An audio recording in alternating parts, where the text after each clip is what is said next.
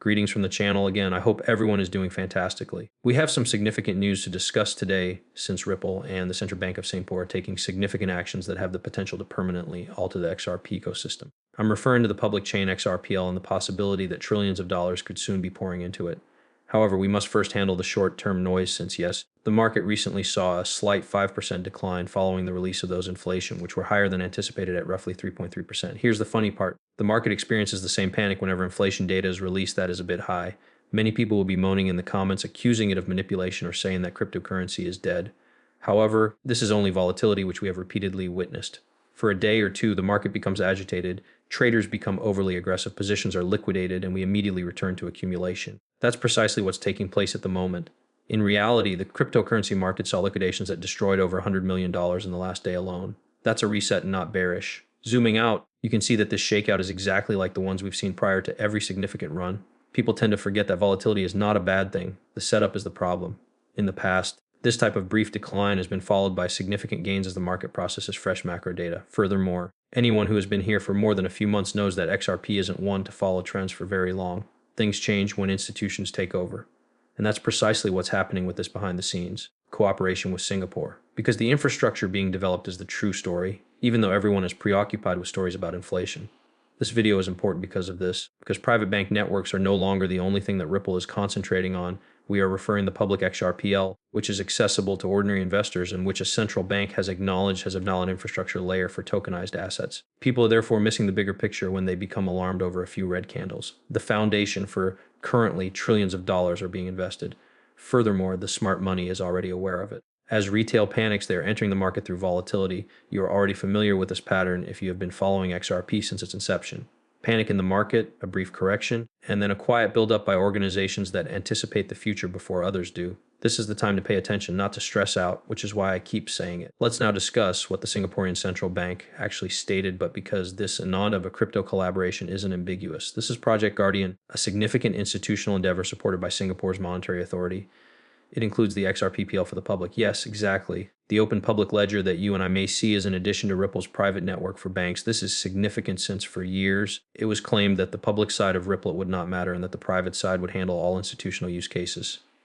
That story was just ruined. The public blockchains such as the XRPL were explicitly emphasized by the central bank as the next step toward regulated tokenization and cross-border settlement. They discussed solutions that let institutions use these networks more confidently by addressing security and compliance issues. Let me summarize it for you. That's significant since compliance and AML have long been the largest obstacles for traditional finance. However, the XRPL now has characteristics that facilitate these procedures, managing safe digital identities, undoing fraudulent transactions, and confirming counterparties. It's regulatory jargon, it's the language of central banks. Additionally, this is the stage immediately preceding extensive testing and institutional integration if you've ever researched how governments embrace technology. Let's zoom out though. Why is this important to holders of XRP? Because XRP is used as the bridge asset in every single transaction and cross-chamfer that takes place on the public XRPPL.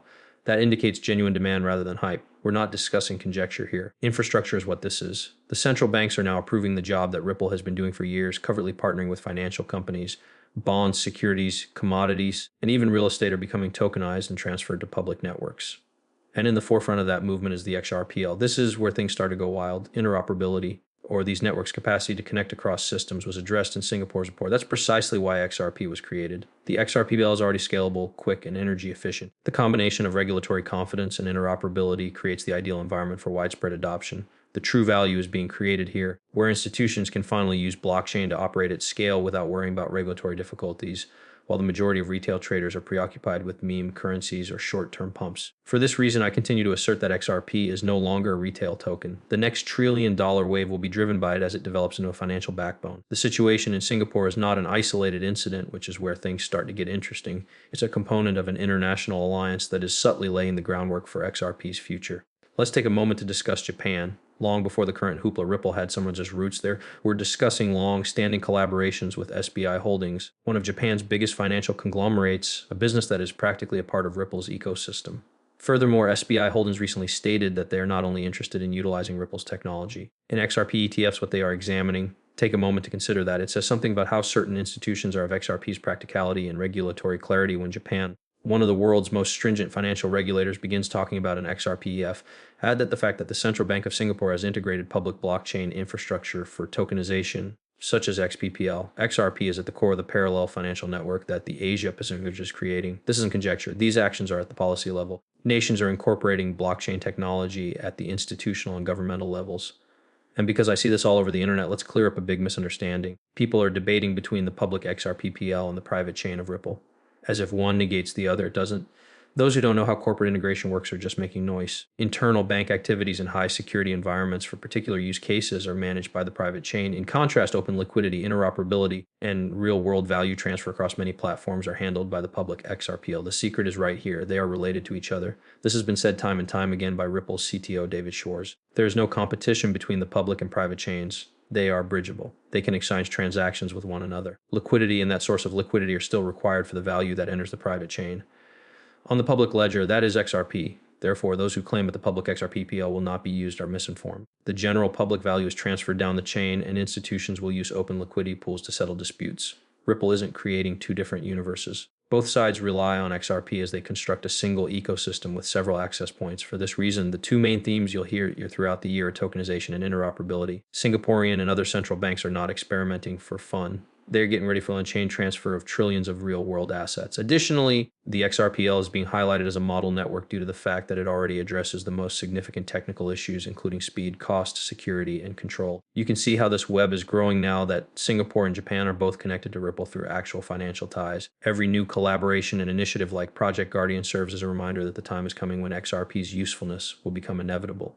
This is where it all comes together. So let's speak about the figures now. Recently, the Central Bank of Singapore made mention of a figure that made headlines, 19 trillion. That is the approximate amount of assets that will likely be tokenized on public blockchains in the coming years.